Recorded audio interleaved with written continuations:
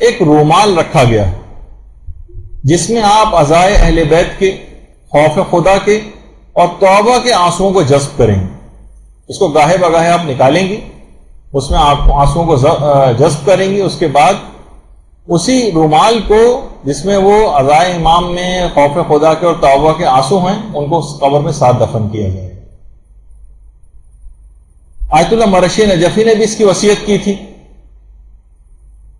اب دیکھیے اس رومال میں کئی طرح کے آنسو، ایک تو یہی غم امام حسین کے آنسو، اور تمام معصومین کے مصائب سن کر آپ کوشش کریں کہ آنسو بہائیں اور اس رومال کے اندر جذب کریں.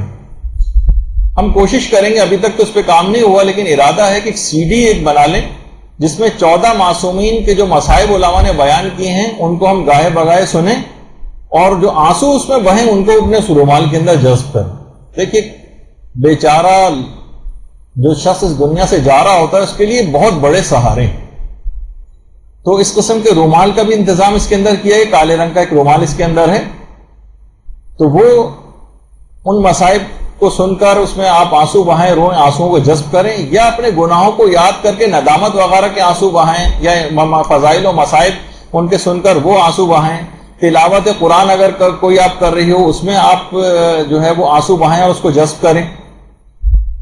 کیونکہ دیکھیے وہ آنسو تو بہت جلد خشک ہو جاتے ہیں جو دوسروں کے غم میں بہائے جاتے ہیں، مگر جو بات غم امام حسین علیہ الصلوۃ والسلام کی، یعنی آپ ایک دن میں اگر 10 مجلسیں بھی سننے جاتی ہیں تو ایسے ہی آپ کے آنکھوں سے آنسو رواں ہو جاتے ہیں، جبکہ اپنے کسی مرحوم رشتہ دار کو کتنا ہی آپ یاد کر لیں بتکلف 1-2 آنسوؤں سے زیادہ نہیں نکل پاتا. یہ معجزہ ہے امام حسین علیہ الصلوۃ والسلام کا.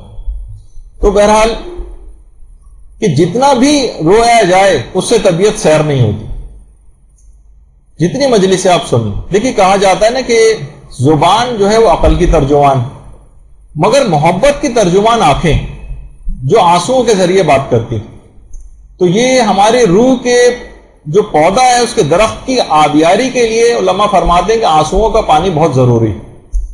آنسوؤں کا پانی، وہ جو فارسی کے اکثر شاعروں کا بھی کہنا ہے نا کہ جب تک بادل نہ روئے چمن سرسبز کیسے ہو، جب تک بچہ نہ روئے شیر مادر کو جوش کیسے آئے. تو بہرحال جانوروں تک کے گریے کا تذکرہ کتاب دارالسلام میں کیا گیا. یہ کرامات امام حسین کے نام سے جو کتابیں آئی ہیں اس کے اندر محدث نوری نے تو باقاعدہ روز عاشورہ بہت سارے جانوروں کے گریے کا تک کا تذکرہ کیا.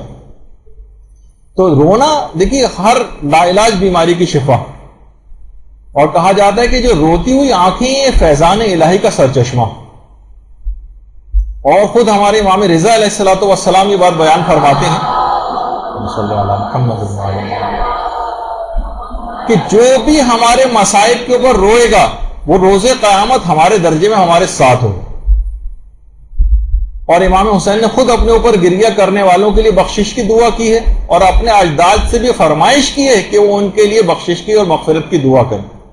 دیکھیے مومن کا یہ گریہ قیامت کے دن رحمت الہی میں، مغفرت پروردگار میں اور شفاعت معصومین کی شکل میں تبدیل ہو جائے. یہ جو آپ رو رہی ہیں نا یہاں پر، اس کی ایک معنوی شکل بن جائے گی رحمت الہی کی، مغفرت پروردگار کی اور شفاعت معصومین کی. یہ صورت میں تبدیل ہو جائے گا. جس طرح واجبات پر عمل سے جو ثواب آپ کو ملتا ہے وہ ایک مجسم صورت اختیار کر لے گا، جس طرح گناہ اخروی عذابوں کی شکل اختیار کر لیں گے، تو یہ آنسو بھی آپ کے ایک ملکوتی شکل اختیار کریں گے. اچھا بہت سے لوگ کہتے ہیں آنسو جو ہم رومال میں جذب کریں گے ظاہر سالہ سال اس طرح سے ہوتا رہے گا، تو کیا ہم ان رومال کو دھو سکتے ہیں اس کے بعد؟ بھائی ہم نے تو آنسو جذب کیے ہیں، اگر ہم نے اس رومال کو دھو لیا تو دماغ میں یہ کہ شاید وہ آنسو اس میں سے نکل جائیں گے، بہہ جائیں گے. دیکھیے جب بھی علماء فرماتے ہیں کہ جب بھی یہ رومال میں جن میں آپ آنسو اپنے جذب کر رہے ہیں، یہ جو رخسار پہ آپ کے بہ رہے ہیں، یہ جیسے ہی بہتے ہیں یہ آپ کے رومال میں آتے ہیں اسی وقت ایک ملکوتی شکل اختیار کر لیتے ہیں، اور آپ کے یہ آنسو شفاعت معصومین، غفران الہی اور رحمت الہی کی معنوی شکل اختیار کر جاتے ہیں. اسی وقت ان کی شکل بدل جاتی.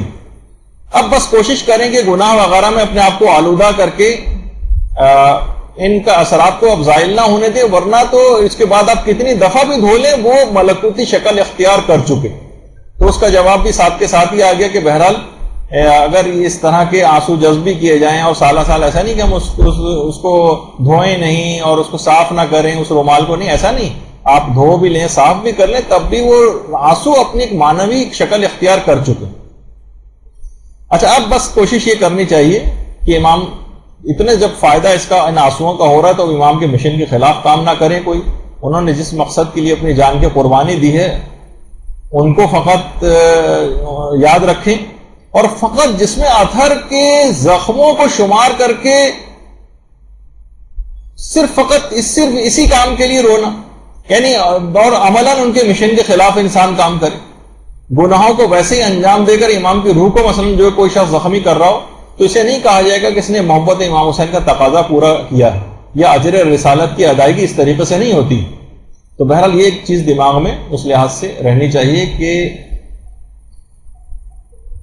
یہ جو آنسو ہیں ان کا اب آپ کو لاج رکھنی ہے. تو اسی طرح کا بالکل ایک کالا رومال جو شیخ جواد تبریزی کے ہاتھ میں آپ کو اس تصویر کے اندر نظر آ رہا ہے, اسی طرح کا ایک رومال جو ہے وہ اس کے اندر رکھا گیا ہے. آپ بھی کوشش کریں کہ اس کے اندر گاہے بگاہے خوف خدا کے تلاوت قرآن کرتے وقت اپنے گناہوں کو ندامت کے طور پر یاد کرتے وقت شرمندہ ہوتے وقت جو آنسو بہیں اور غم امام مظلوم اور یا چہردہ معصومین کے غموں کو یاد کر کے آنسو جو بہائے جائیں اس میں جذب کیے جائیں, وہ ملکوتی شکل اختیار کر لیں گے اور انشاءاللہ پھر قبر میں کام آئیں گے.